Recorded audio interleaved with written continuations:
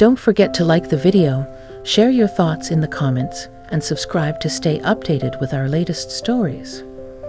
The soft glow of the bedside lamp cast long shadows across the familiar contours of our bedroom. Outside, the world was settling into its quiet rhythm, but inside, my mind was anything but still. Michael, my husband of 32 years, was already asleep beside me, his breathing even and deep. We'd had a lovely evening, a quiet dinner, a documentary we'd both enjoyed, and then our usual winding down. Nothing out of the ordinary. And yet here I was, staring at the ceiling, my heart doing a peculiar little dance thanks to a single text message. It had arrived about an hour ago, just as I was drifting off. I'd picked up my phone, thinking it might be our daughter, Sarah, checking in. Instead, it was from Michael. Not that unusual, we text each other all the time, even when we're in the same house. Sometimes it's a quick reminder or a funny observation. But this one was different. Thinking about you, sweetie. More than usual tonight. That was it. Simple, understated, and utterly unlike his usual messages. Usually, his texts were practical, or perhaps I love you before bed. This felt deeper, more intimate. It wasn't just the words, it was the timing. He was literally lying next to me. The unexpectedness of it was what had truly thrown me. It wasn't a text he'd sent from work, or while he was out on an errand. This was a text from inches away, in the quiet solitude of our shared space. I'd read it several times, my brow furrowed in thought. Was there something I was missing? Had something happened today that had affected him more than I realized? We talked, laughed, and shared our day, as we always did. There were no hidden tensions, no unspoken words lingering in the air. At least, none that I was aware of. A warmth spread through my chest, a mixture of fondness and a curious flutter of nerves. It felt a little like we were teenagers again, exchanging secret notes under the desk. But we weren't teenagers. We were Michael and Eleanor, 58 and 56 years old respectively, with a lifetime of shared memories woven into the fabric of our existence. We knew each other's habits, each other's rhythms, almost instinctively. Or so I thought. I looked over at him, his face peaceful in sleep. I wanted to ask him about it, but a part of me hesitated. It felt like something delicate, something that perhaps shouldn't be directly questioned. Or maybe I was just overthinking it, as I was prone to do. But the feeling persisted. More than usual tonight. What did that mean? Was it just a sweet sentiment, or was there an underlying current I wasn't grasping? I tried to recall our day, searching for a clue, a moment that might have sparked this sudden surge of emotion in him. We'd spent the afternoon in the garden, planting new hydrangeas. He'd teased me about my less-than-stellar digging technique, and I'd playfully splattered him with a bit of dirt. Later, we'd sat on the porch swing, sipping iced tea, watching the twilight settle over our backyard. It had been perfectly ordinary, perfectly us. Perhaps that was it, the very ordinariness of it. Sometimes, in the quiet comfort of routine, the depth of connection can truly reveal itself. Maybe for Michael tonight, that realization had hit him with a gentle force. Or maybe, just maybe, there was something more. Something he hadn't voiced out loud, something that resonated deeply enough to prompt that unexpected text. I sighed softly, pulling the duvet a little higher. Sleep felt elusive. My mind kept replaying his words, turning them over and over like smooth river stones. It wasn't a grand declaration, no sweeping romantic gesture. It was subtle, intimate, and precisely because of its quiet power, it had lodged itself firmly in my thoughts. It wasn't a question, but it left me with a multitude of them. Questions about us, about the unspoken layers of our long relationship, about the quiet currents that still flowed beneath the surface of our everyday lives. And as the hours ticked by, those questions kept me wondering, bathed in the gentle glow of the bedside lamp. The morning sun, usually a welcome sight, felt a little too bright. I'd barely slept, the mystery of Michael's text weaving itself into my dreams, turning them into a disjointed series of half-remembered conversations and lingering questions. He woke before me, as he usually did, and I kept my eyes closed, feigning sleep, just to observe him. He stretched, yawned, and then, as always, leaned over to press a soft kiss to my forehead. "Morning, sleepyhead," he murmured, his voice raspy with sleep. He seemed perfectly normal. No hint of a hidden agenda, no lingering intensity in his gaze. Just the Michael I knew. He headed to the kitchen to start the coffee, and I finally opened my eyes, a small sigh escaping my lips. Was I truly making a mountain out of a molehill? Perhaps he was just feeling particularly affectionate. But more than usual tonight still echoed in my mind, a tiny, insistent whisper. I joined him in the kitchen a few minutes later. The aroma of freshly brewed coffee filled the air, a comforting scent. He was at the counter, toasting bagels.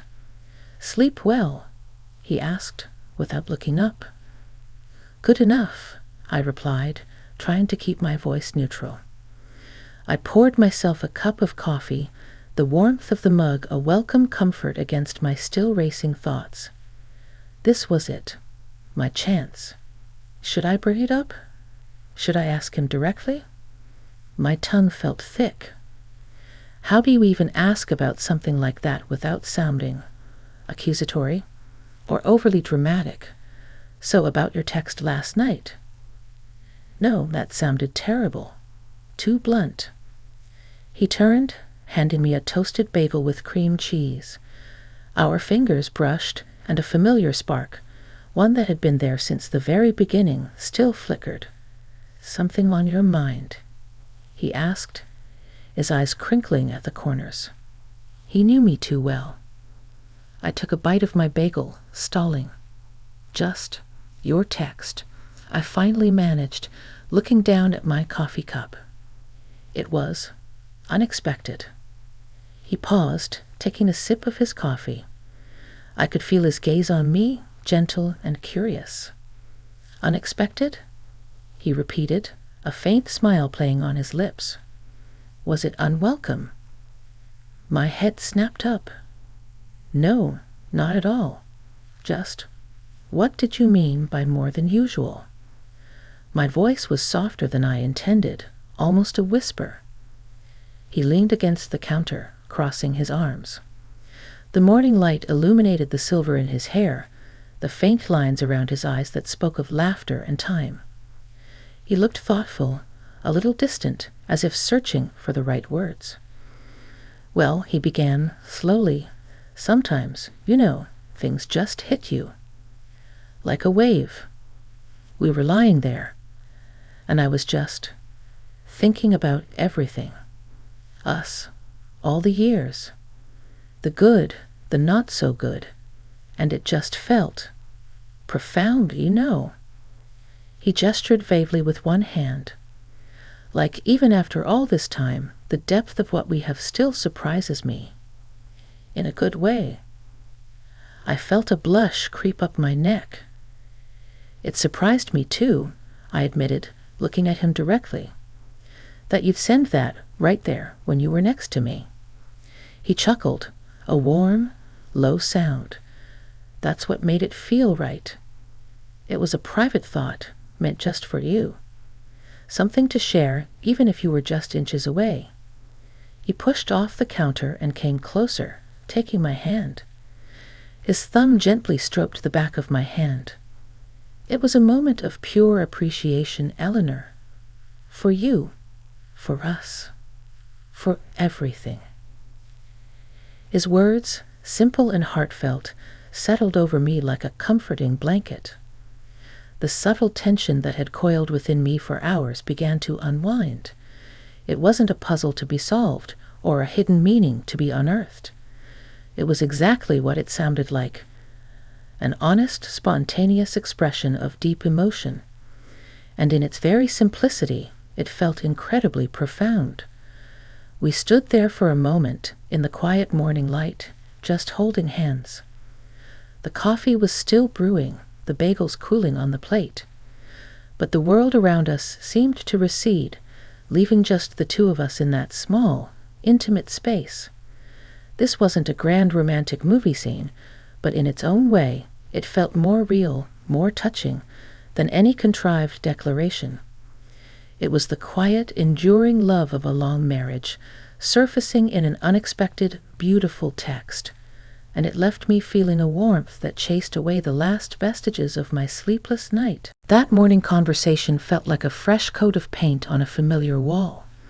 It didn't change the foundation, but it brightened everything, adding a new layer of richness to our ordinary days. Michael, true to his nature, didn't belabor the point. He moved on to talking about his plans for the day, and I, feeling lighter, shared mine. But the feeling that the text had stirred lingered, a gentle hum beneath the surface of my awareness. Over the next few days, I found myself noticing small things I might have overlooked before. The way Michael would sometimes just stop and look at me, a soft, unreadable expression on his face. Or the way he'd reach for my hand while we were watching TV, a comforting, wordless gesture. These weren't new behaviors. They were part of the tapestry of our lives. But now they seemed infused with a deeper meaning, as if I had suddenly gained access to a richer, more nuanced interpretation of our unspoken language. One evening, about a week after the text, we were sitting on our back patio. The air was warm, and still the scent of honeysuckle drifting from the trellis. We were both reading, a comfortable silence stretching between us, punctuated only by the occasional chirping of crickets. I lowered my book, watching him over the rim of my reading glasses. He was engrossed in his true crime novel, his brow furrowed in concentration. I thought about the text again, more than usual tonight. It wasn't about a fleeting emotion, I realized. It was about the culmination of all the small, quiet moments that built a life together. It was about recognizing the extraordinary within the ordinary. "Michael?" I said softly, breaking the silence. He looked up, surprised, his eyes refocusing from the thrilling details of a cold case to the familiar comfort of my face. "Remember that text you sent me the other night?" I asked, a slight smile playing on my lips. He returned my smile, a knowing glint in his eyes. "The one that kept you up all night?" he teased gently. I laughed, guilty as charged, but it got me thinking. He closed his book, placing it carefully on the small table beside him, giving me his full attention. "About what?" "About us," I said, looking out at the darkening sky. "About how easy it is to take things for granted when they're so constant, so reliable. We've built such a wonderful life together, haven't we?" He reached across the space between our chairs and took my hand, lacing his fingers through mine. His grip was firm, reassuring. "We have, Eleanor. The best. And sometimes," I continued, turning to look at him, "it takes something unexpected, something a little out of the ordinary, to make you truly stop and appreciate it all over again." He nodded slowly, his gaze meeting mine. That's exactly what it was for me. A moment of overwhelming gratitude. And a bit of awe, honestly. That we've navigated all these years, all the ups and downs, and here we are, still us, still strong. His honesty, his willingness to articulate these deeper feelings, was one of the things I loved most about him.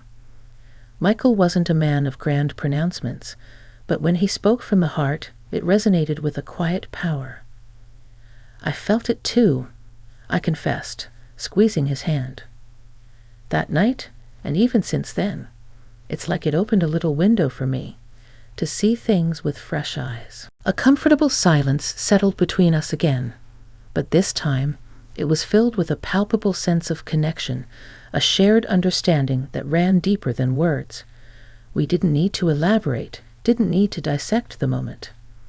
The feeling was simply there, a warm current flowing between us.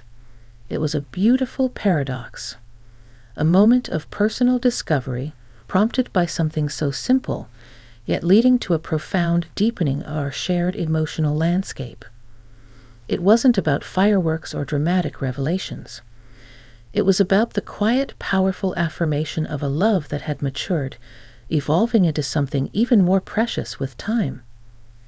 The days that followed continued to unfold with a newfound lightness, a subtle vibrancy that had been awakened by that singular text.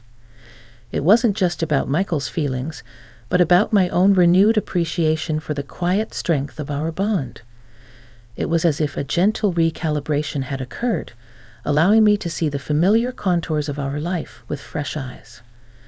We still had our routines, our habits, our comfortable silences, but they were now imbued with an unspoken acknowledgement of the deep current that flowed beneath them.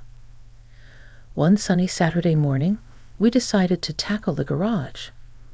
It was a task that had been looming for weeks, a chaotic repository of forgotten treasures and accumulated clutter. Normally it would be a chore punctuated by sighs and the occasional grumble about rusty tools. But today it felt different. We worked in comfortable synchronicity, passing boxes, sorting through old keepsakes, and laughing at the relics of past hobbies. I unearthed a box of old photographs, faded snapshots from our early years together. Michael, dusty and disheveled from wrestling with a stubborn shelf, came over to look. We sat on an overturned bucket, sifting through the memories. There we were, so young, so full of dreams, faces beaming with an almost naive optimism. Then photos of our wedding, our first home, the arrival of Sarah, her tiny hand gripping Michael's finger. Years rolled by in a series of sepia tones and slightly blurred edges.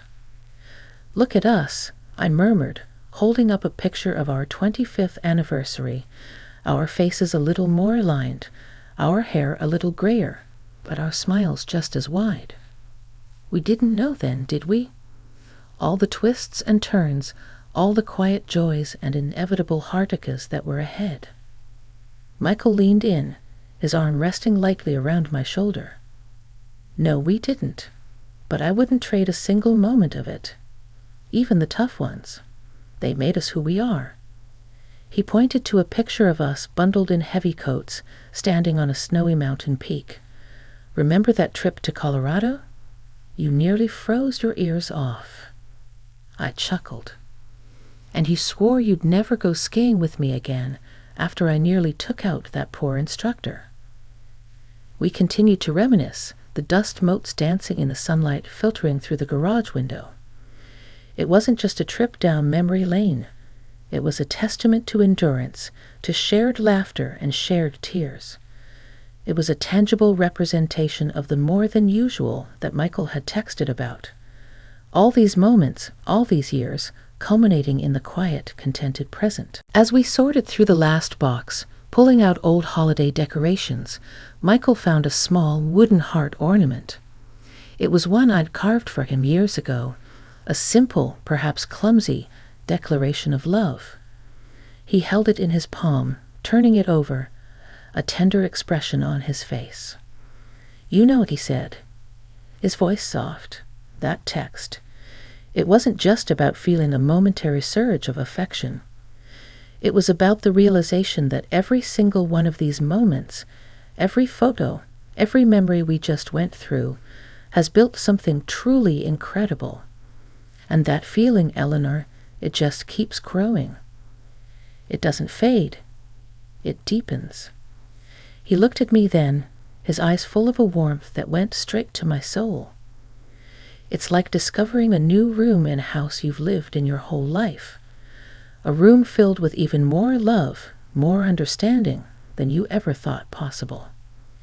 And in that dusty garage, surrounded by the echoes of our past, I felt a profound sense of peace settle over me.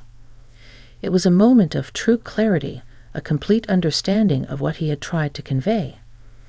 His unexpected text hadn't been a demand for a grand response, but an invitation to simply acknowledge the depth of what we shared. It was a quiet testament to the enduring power of a love that didn't shout, but hummed steadily, faithfully, beneath the surface of every ordinary day. And in that shared silence, I knew, with absolute certainty, that our story was still being written, and each new chapter, no matter how quiet, held the promise of even deeper connection. The garage, once a symbol of neglected tasks, now felt like a repository of revitalized memories. We hung the little wooden heart ornament on a hook near the door, a silent reminder of that Saturday morning revelation. Life, of course, resumed its comfortable pace. We continued our routines, our walks, our quiet evenings together. Yet something had undeniably shifted. It wasn't a seismic change, but a gentle, almost imperceptible deepening of our connection, like the roots of an old tree growing ever deeper into the earth. I found myself more present, more attuned to the nuances of our interactions. A shared glance across the dinner table held more meaning. A casual touch of hands felt more deliberate. It was as if Michael's text and our subsequent conversations had sharpened my senses, allowing me to fully appreciate the richness woven into the fabric of our everyday existence. One evening, a few weeks after our garage expedition, we were sitting on the porch swing, watching the last vestiges of twilight fade into night. The air was cool and fragrant, filled with the sleepy sounds of the neighborhood. Michael had been unusually quiet, lost in thought. I simply leaned my head on his shoulder, content in the silence. After a long moment, he stirred. "You know," he began, his voice soft, "that night I sent that text. I had this feeling, this overwhelming sense of gratitude. Like looking back at a path you've walked for years and suddenly seeing all the beautiful flowers you might have overlooked along the way." I shifted, turning my head slightly so I could see his face in the dim light. "I understand what you mean. It's easy to get caught up in the doing, isn't it? The everyday tasks, the future plans. And sometimes you forget to just be in the moment and appreciate the journey itself." He squeezed my hand. "Exactly. And that text, for me, was a way to pause. To acknowledge that feeling, to put it out there, even if you were right beside me. Because sometimes the most profound things are the ones whispered, not shouted." His words resonated deeply within me. It was true. The most impactful moments in our lives weren't always the grand gestures, but the quiet affirmations, the unspoken understandings, the subtle acts of love that formed the bedrock of our shared existence. This whole experience, sparked by an unexpected text, had become a testament to the idea that even in a long-standing relationship, there was always room for new discoveries, for deeper layers of intimacy. "I'm glad you sent it," I whispered, pressing my cheek against his shoulder. It made me stop and think, too. It reminded me how truly lucky I am, Michael. How incredibly rich our life is, because of you. He kissed the top of my head, a lingering, tender kiss. "And I you, Eleanor. More than you know." The silence that followed was not empty, but full. Full of decades of shared laughter, quiet comfort, and an abiding love that had weathered every storm and celebrated every sunrise. The unexpected text had opened a door, not to a new relationship, but to a renewed appreciation of the one we already had. It was a beautiful, deeply emotional experience that had brought us even closer, affirming that mutual respect and constant emotional connection were not just ideals, but lived realities in our quiet, cherished life together. And as the stars began to emerge in the night sky, I knew with a contented heart that our story, ever evolving, was still unfolding, full of more quiet wonders yet to be discovered.